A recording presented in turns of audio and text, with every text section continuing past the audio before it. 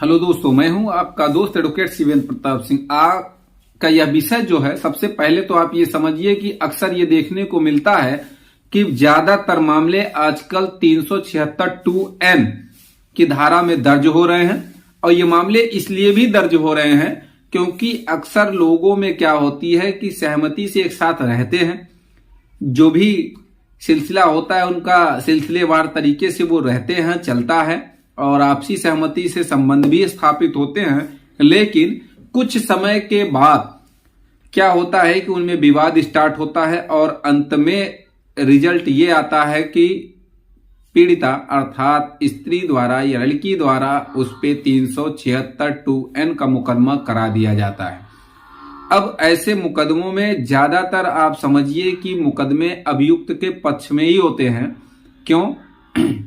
क्योंकि 376(2)N ज्यादातर मामले दोनों शादीशुदा कपल्स, दोनों शादीशुदा होते हैं, बाल बच्चेदार होते हैं, फिर भी इस तरीके के संबंध में रहते हैं और बाद में किसी प्रकार की कोई खुन्नस होती है, बिगड़ैल मामला होता है, उसमें 376(2)N की धारा में FIR दर्ज हो जाती है।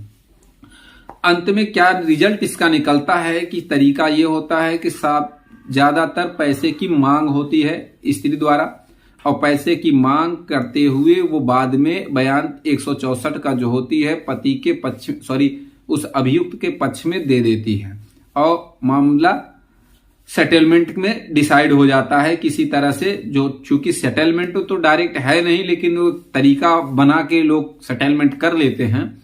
लेकिन कई ढेर सारे ऐसे जजमेंट भी है 376(2)N पे कि अगर 18 साल से अत्यधिक कोई महिला है, कोई स्त्री है और आपसी सहमति से किसी भी व्यक्ति के साथ अगर फिजिकल हो रही है तो उस पे 376 की धारा में कोई अभियोजन नहीं बनेगा, कोई भी मुकदमा नहीं दर्ज होगा, कोई भी FIR नहीं दर्ज होगी। इस तरीके के कई जजमेंट, ढेर सारे judgement already Supreme Court, honourable Supreme Court ने दे दिया है। तो कहने का ये मतलब है क्या किसी भी 376 की धारा का इस्तेमाल करना सिर्फ और सिर्फ ये पैसे के दोहन के लिए या किसी को फर्जी तरीके से जेल भिजवाने के लिए ऐसी इस धारा का इस्तेमाल किया जा रहा है? अगर इस पक्ष में आप हैं तो कमेंट बॉक्स में कमेंट करके जरूर बताइएगा कि बिल्कुल इन धाराओं का इस्तेमाल ज्यादातर लोग अपने स्वार्थ के लिए कर रहे हैं, दूसरे को जेल भेजने के लिए कर रहे हैं, किसी व्यक्ति को हैरान परेशान करने के लिए कर रहे हैं। आपको बताते चले कि जनवरी में सिर्फ लगभग 300 फोन कॉल्स ऐसे आए होंगे जो 376 से रिलेटेड है और लगभग 200 व्यक्तियों का सलूशन लिया गया हमारे यूट्यूब चैनल द्वारा।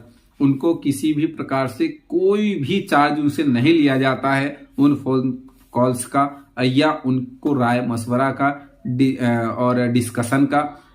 तो कहने का मतलब यह है कि 376 जैसी धारा में अगर आपके ऊपर फर्जी मुकदमा दर्ज है तो आप कैसे बच सकते हैं, इसके कई ढेर सारे तरीके हैं। 376(2)N में खासतौर से अगर मुकदमा दर्ज है तो आप ये समझिए कि बेल तो आपको एंटीसेप्टिक बेल बहुत आसानी से मिल जाएगी, इसमें कोई दो राय नहीं। 376(2)N में अक्सर आपने देखा होगा कि पीड़िता मेडिकल भी नहीं कराती है। तो अगर पीड़िता किसी भी मामले में मेडिकल नहीं कराती है तो उसका लाभ हमेशा अभियुक्त को ही मिलता है। तीसरी बात, अगर 376(2)N का मामला है और उसमें पीड़िता ने 164 के बयान में एक शब्द भी ये कह दिया है कि हाँ, हम इनसे इतने साल से आपसी सहमति से संबंध में थे, इनको लाइक करते थे, पसंद करते थे, अगर ये सब बातें आ गई तो समझो किसी भी कीमत पे अभियुक्त जेल में नहीं रहेगा, उसे तुरंत बेल पे रिहा किया जाएगा। या ये कह लेते हैं कि अगर सहमति ही है तो वो बलात्कार कैसे हो गया? बलात्कार का मतलब ही होता है भाई आपको चोटें आई होंगी, खरोच आई होगी, जबरदस्ती का मामला आप समझ सकते हैं कि जबरदस्ती किसे कहते हैं। और जबरदस्ती अगर किसी के साथ हुआ है ये घिनौना अपराध तो जाहिर सी बात है उसे तुरंत फांसी पे लटका दो, मुझे कोई आपत्ति नहीं। लेकिन अगर फर्जी मुकदमे दर्ज हो रहे हैं तो उस पे आपत्ति है और कोर्ट को भी, ऑनरेबल कोर्ट को भी आपत्ति होती है। कई जगहों पे कई ढेर सारे ऐसे जजमेंट हमने ऑलरेडी इस वीडियो में अपने यूट्यूब चैनल पे डाल रखा है कि लड़कियों पे स्वयं कार्रवाई हो गई। 376 की पीड़िता पे सोचिए कार्रवाई करने का आदेश कोर्ट ने दे दिया है। तो कहने का मतलब अगर फर्जी मामला नहीं पाया गया तो ऐसे कैसे हो गया। उम्मीद करता हूं, आशा करता हूं आज की यह जानकारी आपको पसंद आई होगी।